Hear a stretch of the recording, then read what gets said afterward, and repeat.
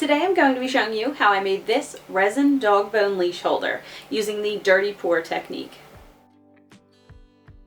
Here are all the materials I used for this project. I have all the materials along with the proper PPE listed in the description. Before I began on this project, I prepped the wood by adding paste wax to the bottom, about an inch around the whole edge, making sure not to get any on the sides. I also painted the wood dark blue with acrylic paint and leveled the bone on my table. Off camera, I mixed about 230 grams of Moss Epoxy's tabletop.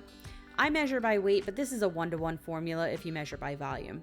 Since I am doing the dirty pour technique, which is where all the colors are added to one cup and then poured together, I needed to mix up all my colors before combining them. Here I'm using 4 shades of blue, all from Eye Candy Pigments. Once all my colors were mixed, I added them to a bigger cup, alternating between the lighter and darker shades. You can mix any colors you want with this technique, but be aware that some colors when mixed turn brown, so using complementary colors works best.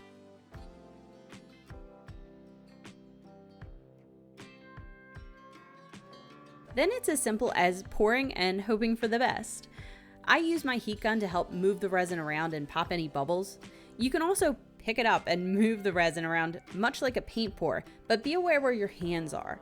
If you're planning on picking up your piece while the resin is still wet, you could add the paste wax to the whole bottom or use tape. That way you don't have resin where you don't want it, and this will make cleanup so much easier.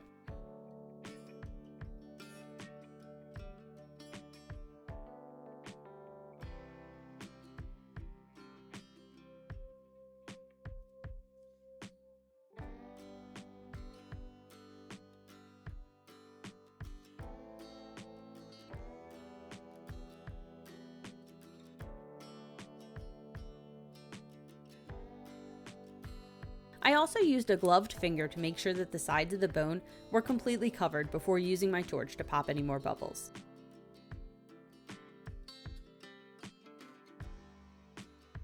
After the piece is cured, which takes overnight to a day for you to be able to touch it, but a full hard cure is going to take about 7 days.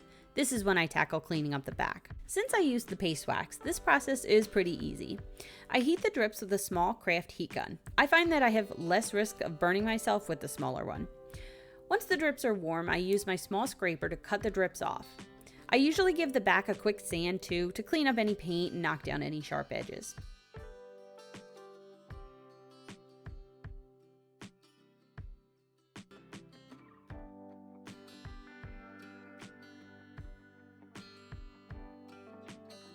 Finally, I am adding 2 hooks to the front.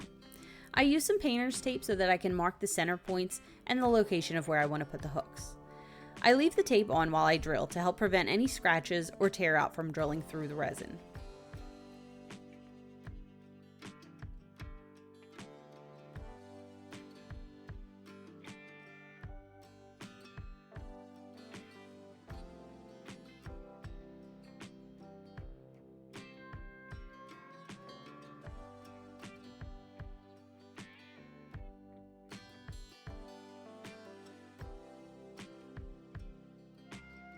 I also use a piece of painter's tape on my drill bit to mark the depth of my screw.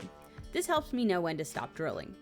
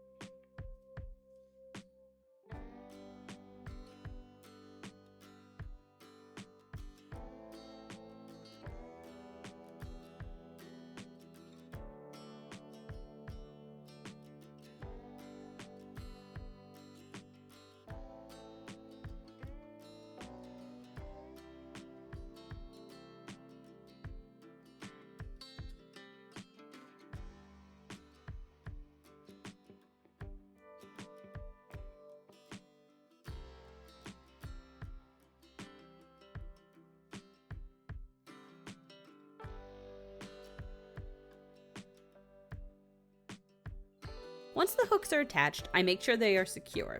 And the nice part about this bone is that it features keyholes on the back, allowing you to hang this flush against the wall. And here it is, complete. If you enjoyed this or found it helpful at all, I'd love to hear about it in the comments. And thank you for watching.